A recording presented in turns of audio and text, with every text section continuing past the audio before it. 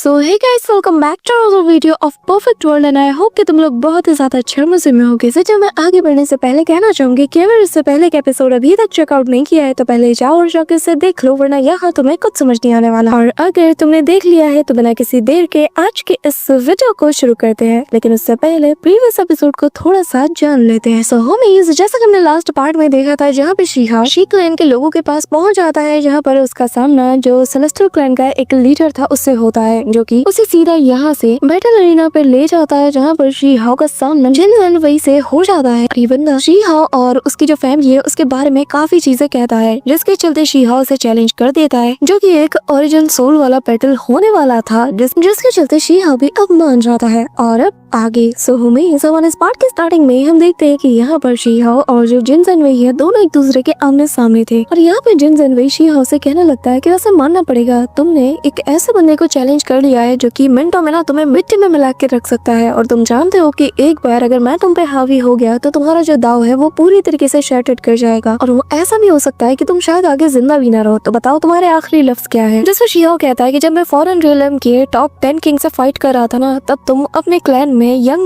Master खेलने में busy थे, तो बेहतर यही होगा कि अपनी बकवास बंद करके चुपचाप मुझसे फाइट करो। तभी हम देखते हैं कि यहाँ पर heaven defying beast guardian knight आ जाता है, जो कि आते साथ ही कहने लगता है कि मैंने तुम दोनों के डुअल के लिए हाँ कहा है, लेकिन जैसे ही तुम में से किसी एक का अटैक दूसरे को बहुत बुरी तरीके से इंजर्ड कर दे, तुम लोगों को वही उसी वक्त इस मैच को खत्म करना होगा, क्योंकि हमारा असली टारगेट फॉरेन रियलम है। अगर तुम में से कोई भी लड़ने की हालत में नहीं रहा तो दूसरे वाले बंदे को छोड़ा नहीं जाएगा। अब यहाँ पे हम देखते हैं कि इनका डुअल शुरू हो जाता है, और यहाँ पे जिन अपने प्रीमोडाइल स्पिरिट को समन करते हुए शी हाओ को धमकाने की कोशिश करता है और कहता है कि अभी भी मौका है, तुम पीछे हट सकते हो। ये कहते साथ ही वो अपने प्रीमोडाइल स्पिरिट के जरिए से एक बहुत ही टेरिफाइंग सन मैनिफेस्टेशन अटैक को प्रिपेयर करता है। अब यहाँ पे उसकी प्रीमोडाइल स्पिरिट को ऐसे सन में ट्रांसफॉर्म करने के चलते सभी लोग उससे काफी ज्यादा इंप्रेस हो जाते हैं और कहने लगते हैं कि ये तो प्योर यंग हो रहा है, जिससे पता चलता है कि इसकी जो प्रीमोडाइल स्पिरिट है ये पूरी तरीके से परफेक्ट है। यहाँ पे हम दूसरे बंदे को देखते हैं जो कि कहने लगता है कि एट्थ अंकल, मुझे एक बात बताइए, इसकी जो प्रीमोडाइल स्पिरिट है ये इतनी ज्यादा प्योर और परफेक्ट है, आखिर हुआंग इसके सामने कैसे टिका रह सकता है? मुझे पूरा यकीन है कि अब तो ये मरने वाला है। इसी के साथ ही यहाँ पे जिन वही जो है वो सीधा अपने उस सन को तेजी से शी हाओ की तरफ बढ़ा देता है, और ये देखते साथ ही शी हाओ भी अपनी प्रीमोडाइल सोल का यूज करते हुए उसके जरिए से उसे प्रीमोडाइल स्पिरिट स्वॉर्ड में कन्वर्ट कर लेता है, जो कि काफी ज्यादा मैसिव था, और जो कि शी हाओ ने कियोस कामिंग आर्ट की मदद से किया था, जो कि वैंग फैमिली का ही एक आर्ट है। और ये देखकर वो बंदा भी कहने लगता है कि आखिर इसके पास वैंग फैमिली का ये जो कामिंग आर्ट है ये कहाँ से आया, जिसमें वैंग फैमिली के एंसेस्टर कहने लगता है कि फेलो दाओइस्ट, तुम कुछ ज्यादा ही सोच रहे हो, ये असल में जो टेक्निक है ये हमारे क्लैन की बहुत ही ज्यादा सीक्रेट टेक्निक है, कोई भी इसे ऐसे ही सीख नहीं सकता, और तो हमारे क्लैन के जो भी मेंबर्स इसे सीखते हैं तो उसके ओरिजिन सोल पे भी हम ऐसी सील को लगा देते हैं, जो कि दूसरे के ओरिजिन सोल को भी पूरी तरीके से शैटर्ड कर सकती है अगर वो फोर्सफुली से सीखने को जाता है। तो इसका मतलब ये है कि ये लड़का बस यहाँ पे ढोंग कर रहा है, इसके पास हमारे क्लैन का कोई भी टेक्निक नहीं है। अब ये सुनते साथ ही तो जिन वही था वो सीधा अपने सन को शी हाओ की तरफ बढ़ा देता है। अब शी हाओ भी अपने स्वॉर्ड को तेजी से उसके सन की ओर बढ़ा देता है, और जैसे ही दोनों आपस में कोलाइड करते हैं एक ह्यूज इम्पैक्ट इसके चलते रिलीज होता है, और यहाँ पर जिन वही का जो सन मैनिफेस्टेशन था इसकी सारी डिवाइन लाइट को भी जैसे ही डिवोर कर रहा था और इसे पूरी तरीके से नलीफाई भी करता हुआ जा रहा था। ये देखकर तो वैंग फैमिली के एंसेस्टर के होश ही उड़ चुके थे। वो कहने लगता है कि आखिर ऐसा कैसे हो सकता है, नहीं ये पॉसिबल ही नहीं, ये सिर्फ एक कॉपी नहीं बल्कि ये तो हमारे कियोस कामिंग आर्ट की परफेक्शन लेवल के आर्ट को भी परफॉर्म कर रहा है। यहाँ पे ये सुनना ही था कि तभी हम देखते हैं कि जिन वही के होश उड़ जाते हैं, क्योंकि वो जानता है कि जो कियोस कामिंग आर्ट टेक्निक है ये असल में जो प्रीमोडाइल सोल है इन्हें स्ले करने के लिए जाना जाता है, और अगर दोनों के स्ट्रेंथ सेम लेवल पे हो और वो लोग फाइट कर रहे हो तो फिर तो कियोस कामिंग आर्ट को यूज करने वाला सामने वाले की प्रीमोडाइल सोल को पूरी तरीके से इंजर्ड कर सकता है। जिन वही को खौफ आता है, वो कहने लगता है कि क्या मैं इसको सर्वाइव कर सकता हूँ, क्योंकि ये तो मेरे सोल को भी पूरी तरीके से डैमेज कर सकता है, जिसके चलते मैं फ्यूचर में फाइट भी नहीं कर पाऊंगा। पर तब तक शी हाओ अपने हाथ के इशारे से ही उसके उस प्रीमोडाइल स्पिरिट के जो मैनिफेस्टेशन था उस सन को 2 टुकड़ों में काट देता है, जिसके चलते वो खून की उल्टियां करता है। आसपास के लोग सीधा उसे रोकने के लिए पहुंच जाते हैं, लेकिन तब तक हम देखते हैं कि वो जो नाइट था वो उन सभी को मार के दूर गिरा देता है और कहने लगता है कि ये 2 लोगों के बीच में डुअल है, आखिर तुम्हें किसने इजाजत दिया कि तुम लोग यहाँ पे टांग लड़ा। अब यहाँ पे शी हाओ की स्वॉर्ड घूमते हुए इसके पास आ जाती है, जिसके ऊपर कियोस कामिंग आर्ट के रून्स बने हुए थे, जो कि असल में इम्प्रेशेबल स्क्रिप्चर का ही एक पार्ट था, जिसके चलते शी हाओ इसे एक्सेस कर पाया और ये चीज वैंग फैमिली का एंसेस्टर भी देख रहा था। यहाँ पे वैंग फैमिली का एंसेस्टर अब गुस्से के मारे कहने लगता है कि इस लड़के के आर्ट के साथ कुछ प्रॉब्लम, इसने तो अभी तक इस आर्ट की ट्रू इनहेरिटेंस को भी हासिल नहीं किया, तो आखिर वो कैसे इसे यूज कर पा रहा है। अब जिनसन वही को ये सुनकर गुस्सा आता है, वो कहने लगता है कि अच्छा तो यहाँ पे मजाक चल रहा है। हाँ, मेरी प्री मॉडल स्पिरिट को डिवाइन ग्रास के द्वारा नरिश किया गया है, कोई भी ऑर्डिनरी मेथड इसका बाल तक बांका नहीं कर सकती, तो आखिर ये मुझे इंजर्ड कैसे कर पाया। हाँ, ये कहते हुए वापस से अपने सन को मैनिफेस्ट करता है और कहने लगता है कि अब तुम्हारी जिंदगी मेरी है। लेकिन शी हाओ तो वापस से अपने ही स्वॉर्ड से उसके ऊपर हमला कर देता है, जिसके चलते जैसे ही दोनों कोलाइड करते हैं तो शी हाओ की स्वॉर्ड जो है वो कोलैप्स कर जाती है। अब यहाँ पर जिनसन वही हंसते हुए कहता है कि तुम्हारी प्री मॉडल स्पिरिट से बनी स्वॉर्ड तो कोलैप्स कर गई, अब तो तुम बुरी तरीके से इंजर्ड हो गए होगे। लेकिन शी हाओ को तो कुछ नहीं होता और वो हंसते हुए कहता है कि मैंने तो अपने स्पिरिट को यिन और यांग ऑरा से रीशेप किया है, तो भला मैं इंजर्ड कैसे हो सकता हूँ, और अब मेरे पास तो दूसरा मेथड है कि जिसके जरिए से मैं तुम्हें मिटा के रख दूंगा। अब यहाँ ये कहते हुए अब शी हाओ अपने कुनपेन टेक्निक और जो प्री मॉडल स्पिरिट है इन दोनों को एक साथ फ्यूज करते हुए उसे परफॉर्म करता है, जहाँ पे उसकी जो स्पिरिट है वो जायंट से बीस्ट का फॉर्म ले लेती है और ये सब कुछ उस इम्परेशबल स्क्रिप्चर के द्वारा शी हाओ कर पाया, वरना जिसके पास भी ये स्क्रिप्चर की इनहेरिटेंस ना हो वो कभी भी ऐसे दो अलग अलग चीजों को आपस में फ्यूज करके यूज नहीं कर सकता।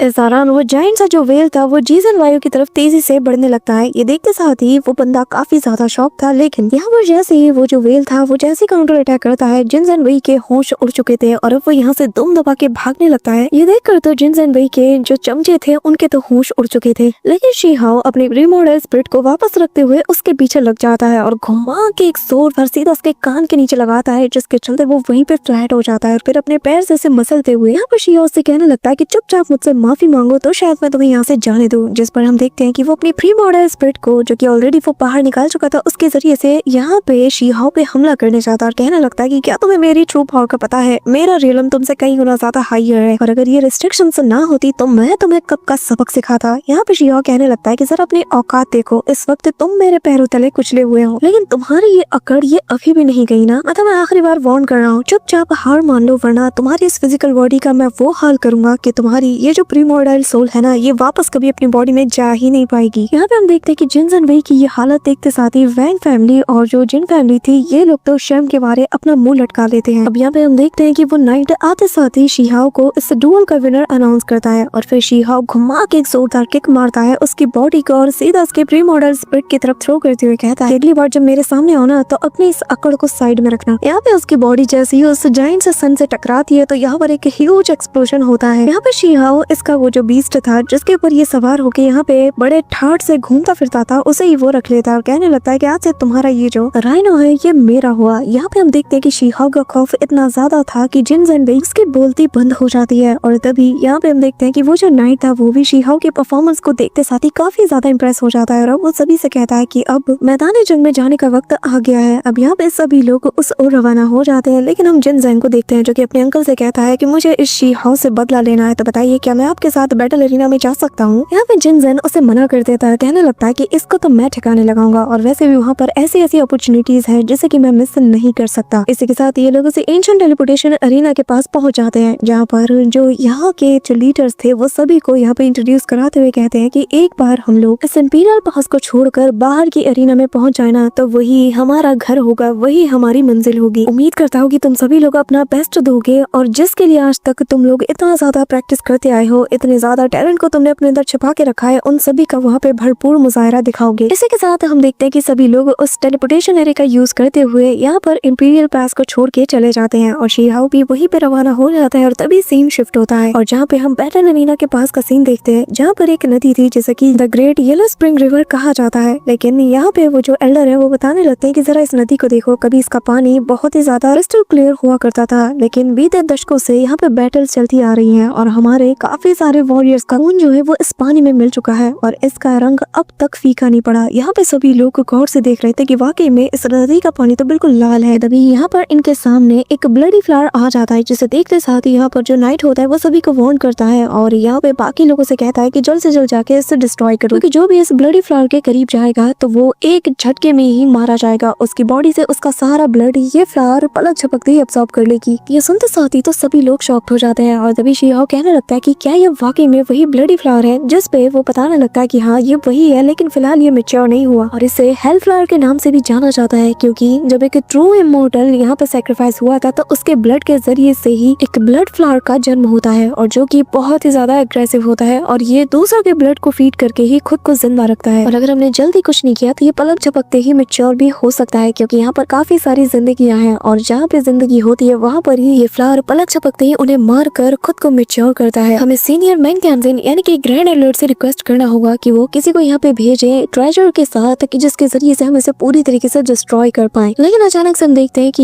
ये जो ब्लडी फ्लावर था ये यहाँ से एस्केप करने लगता है, जिसके चलते यहाँ पर जो नाइट है वो बताने लगता है कि लगता है कि जिस इमॉर्टल के ब्लड के जरिए से ये फ्लावर पैदा हुआ है वो इमॉर्टल अभी भी जिंदा है और वो इसके जरिए से खुद को हील कर रहा है और इसी वजह से उसने इस फ्लावर को यहाँ से दूर कर लिया और लगता है कि अब हम इसे नहीं मार पाएंगे। अब तभी वो यहाँ पर इस पूरी जगह के बारे में सभी लोगों को बताने लगते हैं कि ये जो जगह है ये 3 हिस्सों में डिवाइड है। पहले हिस्से को पहला डिवाइन हर्ब फॉरेस्ट, दूसरा डिवाइन माउंटेन रेंज और तीसरा डिवाइन बीस्ट रेंज कहा जाता है। अब यहाँ पे सभी को वो अलाउ करता है कि वो लोग जिस भी रेंज में जाना चाहे जा सकते हैं, लेकिन जो बीस्ट माउंटेन रेंज है उस पर जाने से ये मना करता है क्योंकि वो जगह काफी ज्यादा खतरनाक है। अब यहाँ पर कुछ सोल्जर्स कहने लगते हैं कि पर सीनियर एक बात बताइए, आखिर हम इनसे कैसे जीत सकते हैं, क्योंकि हमारे पास तो कोई इमॉर्टल भी नहीं। जिस पर वो उनके फटकार लगाते हुए कहता है कि तुम्हें शर्म नहीं आती, यहाँ पर दांव पे सबकी जिंदगी या पूरा घर पूरा रियलम लगा हुआ है और तुम्हें इस बात की फिक्र है कि हम हारेंगे या जीतेंगे। एटलीस्ट लड़ो तो, हार और जीत का फैसला मैदान जंग में तुम्हारी परफॉर्मेंस से पता चलेगा। यहाँ पे वो ये सारी बातें बताता है कि तभी स्पेस में एक बहुत बड़ा क्रैक होता है और यहाँ पे हमें बताया जाता है कि ये एक थियानियन रियलम है, जिसे देखकर शी हाउ भी शॉक्ड था। और वो नाइट यहाँ पे बताने लगता है कि बेसिकली ये जो हेवनली थियानियन रियलम है ये हमारे रियलम के लिए एक प्रोटेक्टर की तरह काम करता हुआ आ रहा है और जब भी फॉरेन रियलम का कोई एंशिएंट इमॉर्टल हमारे खिलाफ मैदान में उतरने की कोशिश करता है ना, तो ये जो हेवनली वन रियलम है ये हमेशा हमारे लिए उसे रोकता है। जिस पर शी हाउ स्माइल करता और कहने लगता है कि मैं समझ गया कि ये जो हेवनली वन रियलम है ये हमारे इंपीरियल पास के लिए कितना ज्यादा इम्पोर्टेंट है। यहाँ पे वो नाइट बताने लगता है कि वैसे इससे पहले हमारे यहाँ एक एंशिएंट सिटी हुआ करती थी जो कि इसी इलाके में बसती थी और जो कि हमारे रियलम पर होने वाले हर एक अनजान खतरे को वो हम तक पहुँचने से पहले ही उसे रोक देती थी। लेकिन फिर अचानक से रातों रात वो पूरा का पूरा जो एंशिएंट सिटी था वो गायब हो जाता है। अब यहाँ पे ये बात शी हाउ को अजीब लगती है। वो बताने लगता है कि पर मैंने तो उस चीज को देखा है, मैंने उस सिटी को देखा है, तो आखिर ऐसा कैसे हो सकता है कि कोई भी उसके बाद से उस सिटी को देख नहीं पाए। जिस पे वो नाइट बताने लगता है कि किसी को भी नहीं पता कि आखिर उस दौरान क्या हुआ था, लेकिन इतना याद है कि जो थियानियन रियलम है और जो उस टाइम के जो एंशिएंट एरा के लोग थे वो लोग उसी पूरे के पूरे सिटी के साथ गायब हो गए हैं। वो सिटी एक रहस्यमय पैरेलल टाइम वर्ल्ड का जैसे हिस्सा बन चुकी है। कभी किसी के भी सामने आ जाता है तो कभी यहाँ पर सदियों तक ढूंढने पर भी वो किसी के सामने नहीं आता। इस दौरान एक सोल्जर आके इन्हें इन्फॉर्म करता है कि फॉरेन रियलम के जो कल्टीवेटर्स है बस यहाँ से कुछ ही दूर पे मौजूद हैं और फिलहाल के लिए ये लोग जो हेवनली वन रियलम है इसे डिस्ट्रॉय करने के लिए एक बहुत ही मैसिव से फॉर्मेशन को प्रिपेयर कर रहे हैं, जिसके जरिए से इनके जो अनडाइंग इमॉर्टल्स है वो बिना किसी रोक टोक के यहाँ पे आ सके। अब यहाँ पे ये सुनना ही था कि नाइट सभी का ऑर्डर देता और कहने लगता है कि सारे बीस्ट को अभी के भी आगाह करो। अब वो सारे बीस्ट को लेकर सीधा वहीं पे पहुंच जाता है जहाँ पर उस मैसिव से अनडाइंग इमॉर्टल्स के लिए फॉर्मेशन को कास्ट किया जा रहा था। यहाँ पे हम देखते हैं कि सारे के सारे जो वॉरियर्स थे वो भी मैदान में उतर जाते हैं और 9 हेवन और 10 अर्थ सीधा भिड़ जाता है फॉरेन रियलम के कल्टीवेटर्स से, जहाँ पे शी हाउ तो सभी को लिटा लिटा के मार रहा था। यहाँ वो इनकी गिनतियां कर रहा था जिसे देखकर एक एल्डर हंसता है और शी हाउ को एक टोकन देते हुए कहने लगता है कि बच्चे ऐसे गिनती करोगे तो गिनती भूल जाओगे, इस टोकन के जरिए से तुम काउंट कर सकते हो। हमें पता चलता है कि असल में एक मैरिड टोकन है। तब तक शी हाउ के ऊपर एक बंदा पीछे से स्पेयर से अटैक कर लेता है। शी हाउ इससे बच तो जाता है और अब शी हाउ की सट उग चुकी थी। यहाँ ये बंदा जो कि अपने एरो के जरिए से इसे मारने के लिए आता है तो शी हाउ सबसे पहले फिंगर के जरिए से उसे पॉज करता है और घुमा के सीधा एक पाम अटैक उसके चेस्ट पे उतार देता है, जिसके चलते ऑन द स्पॉट इसकी हालत खराब हो जाती है और अगले ही पल उसकी मौत हो जाती है, जिसके चलते उसकी सोल का एक पीस सीधा उस टोकन के अंदर समा जाता है। और यहाँ पे शी हाउ फाइनली एक मेरिट पॉइंट को हासिल कर लेता है। यहाँ पे वो एल्डर बताता है कि अब समझे आखिर मैं तब से तुम्हें क्या बता रहा था कि तभी यहाँ पे पीछे से एक बंदा जो कि उस पे हमला करने आता है, शी हाउ इसे भी निपटा देता है, लेकिन इसके बदले में शी हाउ को कोई पॉइंट नहीं मिलता। तो एल्डर बताने लगता है कि अगर तुम किसी फॉर्मेशन मास्टर या फिर कोई फॉर्मेशन कास्टर या फिर तुम एक ऐसे बंदे को मारते हो जो कि फॉर्मेशन से रिलेटेड कुछ भी कर सकता है तो तुम्हें इसका मेरिट पॉइंट मिल सकता है। यहाँ तक कि अगर तुम एक रॉयल फैमिली के बंदे को भी निपटाते हो तो तुम्हें बहुत इजीली मेरिट पॉइंट मिल जाएगा, लेकिन अगर तुम हेवनली रियलम और नॉर्मल से सोल्जर को ठिकाने लगाते हो तो तुम्हें इसके लिए कोई भी पॉइंट नहीं मिलने वाला। जिस पर शी हाउ उस एल्डर का शुक्रिया अदा करता है और भाई साहब तेजी से निकल पड़ता है सीधा रॉयल फैमिली के मेंबर्स और फॉर्मेशन कास्टर्स की तरफ और यहाँ इसके रास्ते में जो कोई भी आता है वो इन्हें बिछाते हुए आगे बढ़ जाता है। अब इस दौरान हम एक ब्लैक आर्मर्ड बीस्ट को देखते हैं जो कि एक फॉर्मेशन कास्टर भी है और बेसिकली वो यहाँ पे आते साथ ही काफी सारे हमारे सोल्जर्स को निपटा देता है। ये देखते साथ ही वो जो एल्डर जो कि शी हाउ को गाइड कर रहे थे वो यहाँ पर इस बीस्ट से भिड़ने के लिए पहुंच जाता है। यहाँ पे वो अपनी जाइंट से स्पिरिचुअल स्वॉर्ड को समन करते हुए इस पे हमला करता है, लेकिन ये जो ब्लैक आर्मर्ड बीस्ट था ना, ये बहुत ही ज्यादा पावरफुल था। वो उसके स्वॉर्ड को डिस्ट्रॉय करते ही सबके सामने इससे कच्चा निकल जाता है। ये देखकर सबके मुंह खुले के खुले रह जाते हैं और सभी लोग एल्डर तियान के लिए इंसाफ मांग रहे थे कि तभी यहाँ पे शी हाओ अपनी ट्रू स्पिरिट फॉर्म में आ जाता है। उसकी यहाँ पे पूरी तरीके से सटक जाती है कि अभी थोड़ी देर पहले जिस एल्डर ने उसकी हेल्प की, यहाँ पर इस ब्लैक हाउंड बीस्ट ने बेरहमी के साथ उन्हें मार दिया। यहाँ पे शी हाओ घुमा के एक जोरदार पंच सीधा उसकी तरफ बढ़ा देता है। ये बीस्ट भी अपना फिस्ट अटैक बढ़ाता है, लेकिन शी हाओ का पंच इतना तगड़ा वाला था कि लिटरली वो एक मुक्के में ही इसे बिछा के रख देता है, और जिसके चलते ये ब्लैक हाउंड बीस्ट जो कि एक फॉर्मेशन कास्टर था, यहाँ पे उसकी मौत हो जाती है, और जिसके चलते वो जो अनडाइंग फॉर्मेशन था वो भी अब अधूरा रह जाता है। और यहाँ सभी की निगाहें अब शी हाओ पे सेट हो जाती हैं, और यहाँ पे हम देखते हैं कि इतने पावरफुल बंदे को मारने की वजह से शी हाओ को 50 मैरिट टोकन मिले थे, जिसे पाके शी हाओ बिल्कुल भी खुश नहीं था, क्योंकि उसे तो उस एल्डर का बदला लेना था। और वो डिसाइड करता है कि वो सारे के सारे फॉर्मेशन कास्टर्स को चुन चुन के मारेगा, तब जाके इसका गुस्सा शांत होगा। अब लिटरली वो यहाँ पे स्लॉटर करना शुरू कर देता है कि तभी हम फॉरेन रेलम के एक बंदे को देखते हैं जो कि काफी ज्यादा तगड़ा था और इसे ड्रैगन स्लेयर के नाम से जाना जाता है, जो कि यहाँ पर अपने फॉर्मेशन कास्टर की मौत का बदला लेने के लिए शी हाओ को अपनी ऑरा के जरिए से सील कर देता है। यहाँ पे वो सभी लोगों को कहने लगता है कि जो भी इसका सर लाके मुझे देगा, मैं उसे एक सुप्रीम ट्रेजर दूंगा। यहाँ पे हम देखते हैं कि सारे के सारे बीस्ट शी हाओ के ऊपर धावा बोल देते हैं, और शी हाओ के आसपास इसने एक ऐसा रिस्ट्रिक्शन लगाया था कि जिसके चलते वहाँ का स्पेस पूरी तरीके से सील हो जाता है। शी हाओ बिल्कुल चुपचाप वहीं पे खड़ा था कि तभी हम देखते हैं कि सारे बीस्ट जो कि इसे डिवोर करने के लिए आ रहे थे, तभी पीछे से एक तीर आता है और इन सारे बीट्स को स्लॉटर करते हुए आगे बढ़ जाता है। यहाँ पे हमें पता चलता है कि ये अटैक असल में 9 हेवन एंड 10 अर्थ के डीमन हंटर के नाम से जाने वाले एल्डर ने किया था, और यहाँ पे उसका तीर कमान दिखने में काफी ज्यादा मैसिव लग रहा था। अब यहाँ पे वो जो ड्रैगन स्लेयर था वो समझ जाता है कि ये मेरी बराबरी का है, तो मैं इससे फाइट करके अपनी एनर्जी वेस्ट नहीं करूंगा। तो वो शी हाओ से फाइट करने के लिए अपने ही रियलम के 15 इमॉर्टल किंग में से जो टॉप का किंग है उसे मैदान में उतार देता है। यहाँ पे ये बंदा जिसे कि ब्लैक स्पैरो किंग के नाम से जाना जाता है, वो आते साथ ही यहाँ पर बड़ी बड़ी डींगे हाँकने लगता है, लेकिन शी हाओ को सुनने की आदत कहाँ है। यहाँ पर उसे ऐसा मुक्का मारता है ना कि जिसको काउंटर करने के लिए वो भी अपने फिस्ट को आगे करता है, लेकिन लिटरली उसके हाथ को वो उड़ा के रख देता है और फिर उसे बहुत बुरी तरीके से लिटा लिटा के मारता है। उसकी पूरी बॉडी खून से लथपथ हो जाती है, और शी हाओ कहने लगता है कि जब मैंने फॉरेन रेलम के उन एरोगेंट्स इमॉर्टल किंग्स का सफाया किया था ना, तो मरने से पहले वो लोग भी तुम्हारी तरह बकवास कर रहे थे। अब यहाँ पर ये सुनते साथ ही जो ब्लैक स्पैरो किंग है वो कहने लगता है कि अच्छा तो तुम वही हो। एक मुक्के में ही उसके दिल को उसके बॉडी के बाहर अलग कर देता है और कहने लगता है कि हाँ बिल्कुल मैं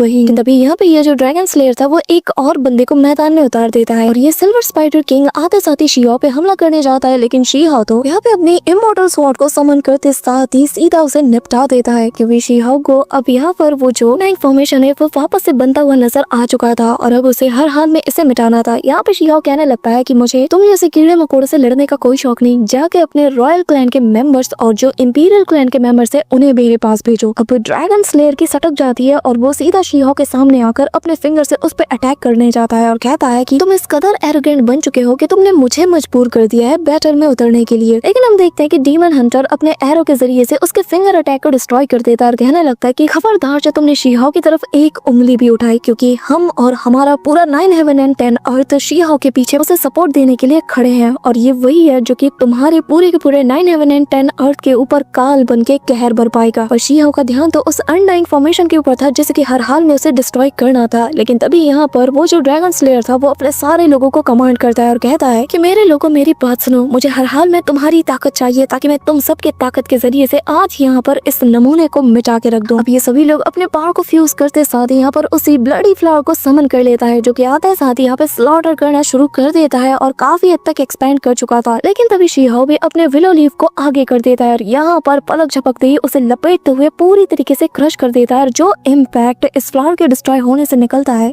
इसके चलते फॉरेन रेलम के रेंज में जितने भी कल्टीवेटर्स आते हैं वो लोग मौत की नींद सो जाते हैं। और तभी हम यहाँ पे उसी ड्रैगन स्लेयर को देखते हैं जिसके चेहरे का नक्शा शी हाओ ने बदल के रख दिया था, और अब वो गुस्से के साथ तिलमिलाते हुए कहता है कि सब के सब अभी के अभी अपने ब्लड को सेक्रीफाइस करो और हर हाल में उस अनडाइंग फॉर्मेशन को प्रिपेयर करो, क्योंकि अब हमारे अनडाइंग इमॉर्टल्स ही मैदान में उतरकर इन्हें सबक सिखाएंगे और इन्हें इनकी औकात दिखाएंगे। यहाँ पे हम देखते हैं कि इसका जो गुस्सा था वो 7वें आसमान तक पहुंच चुका था। सो होमीज हमारा आज का ये पार्ट तो यहीं पे एंड होता है, लेकिन इसके नेक्स्ट एपिसोड में काफी मजा आने वाला है, क्योंकि परफेक्ट वर्ल्ड की ये स्टोरी नेक्स्ट एपिसोड से बिल्कुल पीक पे जाने वाली है। काफी ज्यादा हमें बूम बाम भी देखने को मिलने वाला है। बट उससे पहले होमीज नेक्स्ट वीडियो के लिए लाइक हम रखते हैं 3 लाइक्स और 300 कमेंट्स, और जितनी जल्दी तुम तुम ये टारगेट पूरा कर दोगे उतनी जल्दी तुम्हें नेक्स्ट वीडियो देखने को मिल जाएगी। So that's it for today guys. I hope कि तुम सबको आज की वीडियो काफी ज्यादा पसंद आई होगी। अगर हाँ तो वीडियो को लाइक करना, चैनल पे नए हो तो सब्सक्राइब करना। तो मिलते हैं नेक्स्ट वीडियो में, तब तक के लिए बाय।